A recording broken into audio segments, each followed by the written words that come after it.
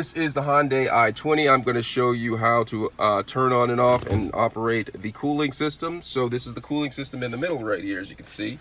To turn the fan on, I'm just going to simply turn this knob until it goes up to the exact fan speed that I would like. And then the fan is blowing. To adjust the temperature, I go from, right now it's on the cool. If I want to turn it to hot, I spin it all the way to the red. And then vice versa, for depending on like what type of temperature I want.